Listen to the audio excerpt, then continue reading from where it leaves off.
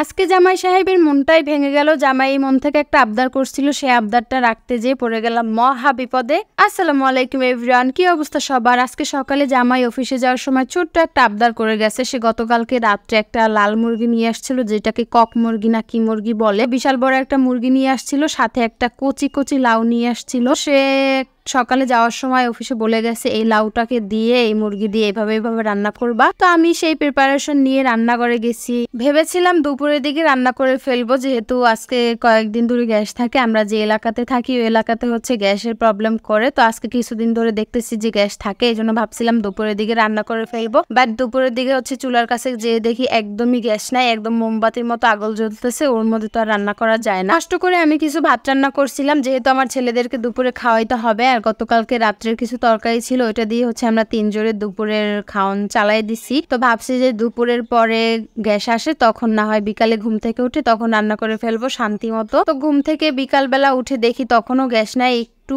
আসছিল, অল্প একটু সামান্য আসছে। ওর মধ্যে আমি ঝটফট করে রাত্রের ভাতটা রান্না করে ফেলছি। ভাতটা রান্না করা থাকলে ঝামেলা যায় আর কি, তখন যে কোনো কিছু দিয়ে খাওয়া যায়। ওই জন্য আমি ঝটফট করে কিছু ভাত রান্না করছিলাম রাত্রের জন্য, আর হচ্ছে ভাজি করছিলাম। এরপরে ভাবছি হয়তো সন্ধ্যার পরে গ্যাস আসবে তখন লাউ মুরগিটা রান্না করে ফেলবো। কিন্তু আজকে দেখেন সন্ধ্যার পরেও আজকে গ্যাস আসে নাই। রাত্র 10টার আগে একদমই গ্যাস ছিল না, একটু পরিমাণেও গ্যাস ছিল না। যেটুকু ছিল ওর মধ্যে কিছু রান্না করা যায় না। আমার বাসায় হচ্ছে কারেন্টের ইলেকট্রিক চুলা আছে, বাট আমার চুলাটার মধ্যে কি যেন একটু প্রবলেম হয়েছে, এই জন্য চুলাটা ইউজ করা যাইতেছে না। তো যেই শোরুম থেকে আনছে তো সেই শোরুমে হচ্ছে নিয়ে যাইতে হবে, দেন ওইটা ঠিক করা যাবে। তো এই জন্য হচ্ছে আমি কারেন্টের চুলাটাই রান্না করতে পারতেছিলাম না। সেই আমি হচ্ছে 10টা পর্যন্ত বসে রয়েছি সেই লাউ মুরগি নিয়ে, কিন্তু রান্না করতে পারতেছিলাম না। শেষমেশ আমি হচ্ছে ওই অল্প একটু যে গ্যাস ছিল ওর মধ্যেই বসাই দিয়েছি। তো আজকে আমার জামাইয়ের হচ্ছে হুকুম ছিল আজকে মুরগিটাকে হচ্ছে সুন্দর করে আগে কষাইতে হবে, দেন হচ্ছে লাউটাকে আলাদা করে রান্না করতে হবে। এরপরে লাউটা যখন হয়ে আসবে